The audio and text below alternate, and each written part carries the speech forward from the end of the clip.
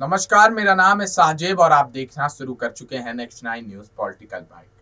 तुर्की में जिस तरीके से कहर बरप रहा है उसको लेकर के प्रधानमंत्री नरेंद्र मोदी ने ऑपरेशन दोस्त के जरिए तुर्की में भारी मात्रा में मदद पहुंचवाई है, जिसके बाद प्रधानमंत्री नरेंद्र मोदी का डंका जो है पूरे विश्व में अब बजने लगा है। पाकिस्तान भी अब कहीं ना कहीं अपने आप को जो है नेस्त नाबूद कर चुका है। ऐसे में प्रधानमंत्री नरेंद्र मोदी लगातार मजबूती का खंभा जो है वो गाड़ते हुए नजर आ रहे हैं। प्रधानमंत्री नरेंद्र मोदी ने तुर्की पर क्या कुछ कहा है वो आपको सुनना चाहिए। सुनिए उनका बयान। सभी ने बहुत ही बेहतरीन काम किया है और यहां तक कि हमारे बेजुबान दोस्तों डॉग स्क्वाड्स के सदस्यों ने भी अद्भुत क्षमता का प्रदर्शन किया है। आप सभी पर देश को बहुत गर्व है। साथियों, हमारी संस्कृति ने हमें वसुधैव कुटुंबकम की सीख दी है और ये मंत्र जिस श्लोक से निकले हैं वो बहुत ही प्रेरक है। अयम निजः परोवेति गणना लघु चेतसाम उदार चरिता नाम तू वसुधैव कुटुंबकम। अर्थात बड़े हृदय वाले लोग अपने पराये की गणना नहीं करते। उदार चरित्र वालों के लिए पूरी पृथ्वी ही अपना परिवार होती है, यानी वो जीव मात्र को अपना मानकर उनकी सेवा करते हैं। साथियों, तुर्की हो या फिर सीरिया हो, पूरी टीम ने इन्हीं भारतीय संस्कारों का एक प्रकार से प्रगटीकरण किया है। हम पूरे विश्व को एक परिवार मानते हैं। ऐसे में परिवार के किसी भी सदस्य पर अगर कोई संकट आए तो भारत का धर्म है, भारत का कर्तव्य है उसकी मदद के लिए तेजी से आगे बढ़ना। देश कोई भी हो, अगर बात मानवता की है, मानवीय संवेदना की है, तो भारत मानव हित को ही सर्वोपरि रखता है। साथियों, प्राकृतिक आपदा के समय इस बात का बहुत महत्व होता है कि सहायता कितनी तेजी से पहुंचाई गई। जैसे एक्सीडेंट के समय गोल्डन आवर कहते हैं, इनका भी एक गोल्डन टाइम होता है।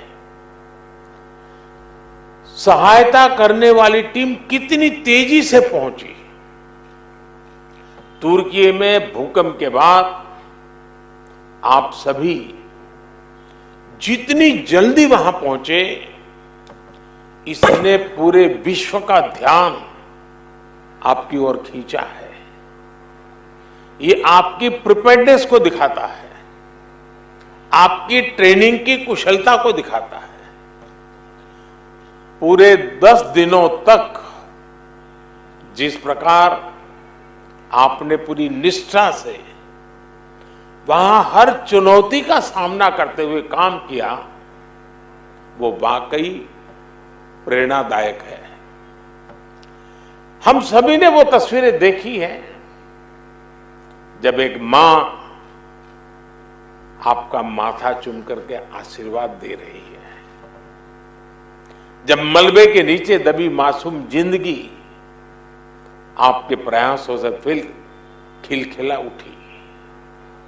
मलबे के बीच एक तरह से आप भी वहां मौत से मुकाबला कर रहे थे, लेकिन मैं ये भी कहूंगा कि वहां से आने वाली हर तस्वीर के साथ पूरा देश गर्व से भर रहा था। वहां गई भारतीय टीम ने प्रोफेशनलिज्म के साथ साथ जो समावेश किया है वो अतुलनीय है।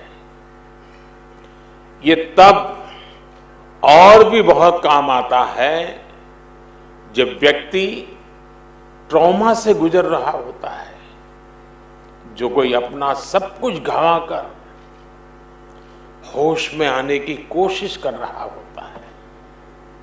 ऐसी परिस्थितियों में सेना के हॉस्पिटल और उसके हमारे कर्मियों ने जिस संवेदना से काम किया वो भी बहुत ही प्रशंसनीय है।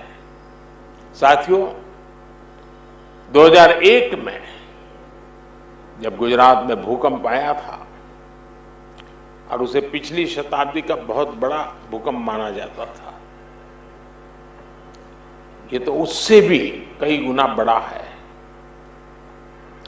जब गुजरात का भूकंप आया तो मैं बहुत लंबे समय तक वहां एक वॉलंटियर के रूप में बचाव कार्यों में जुड़ा था। मलबा हटाने में जो दिक्कतें आती हैं, मलबे में लोगों को खोजना कितना मुश्किल होता है, खाने पीने की दिक्कत कितनी होती है, दवाइयों से लेकर अस्पताल की जो जरूरत होती है। और मैंने तो देखा था भूज का तो पूरा अस्पताल ही ध्वस्त हो गया था, यानी पूरी व्यवस्था ही तबाह हो चुकी थी। और उसका मुझे फर्स्ट हैंड एक्सपीरियंस रहा है।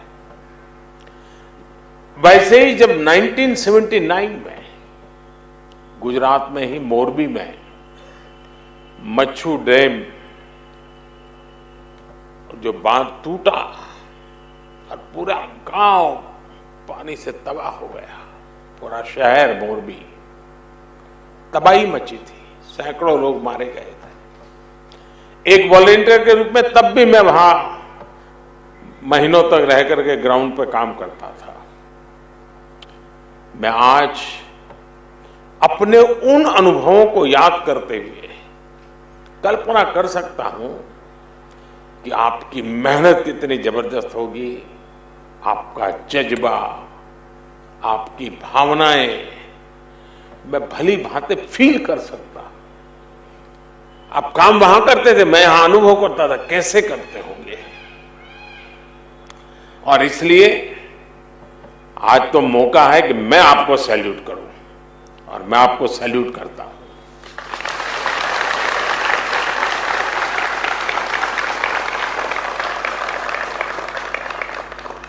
साथियों, जब कोई अपनी मदद खुद कर सकता है तो आप उसे सेल्फ सफिशिएंट कह सकते हैं, लेकिन जब कोई दूसरों की मदद करने में सक्षम होता है तो वो सेल्फलेस होता है।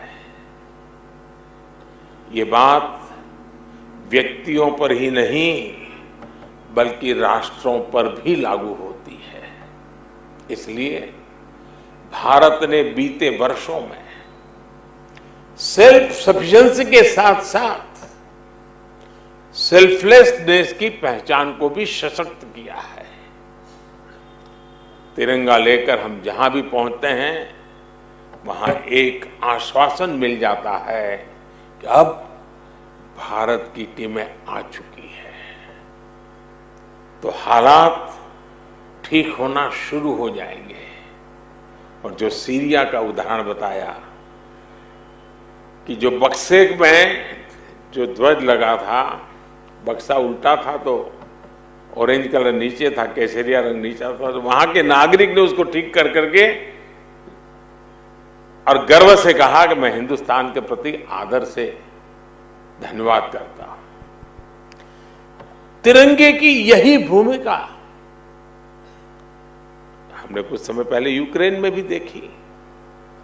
जब भारतीय नागरिकों के साथ साथ संकट में फंसे अनेक देशों के साथियों के लिए भारत का तिरंगा ढाल बना। ऑपरेशन गंगा सबके लिए आशा बन करके उसने एक बहुत बड़ी एक मिसाल कायम की। अफगानिस्तान से भी। तो सुना आपने यहाँ पर क्या कुछ कहते हुए पीएम मोदी नजर आ रहे हैं। इस पर आपकी राय क्या है, कमेंट करके अवश्य बताइएगा। तब तक के लिए बने रहिए और देखते रहिए नेक्स्ट 9 न्यूज पॉलिटिकल बाइट।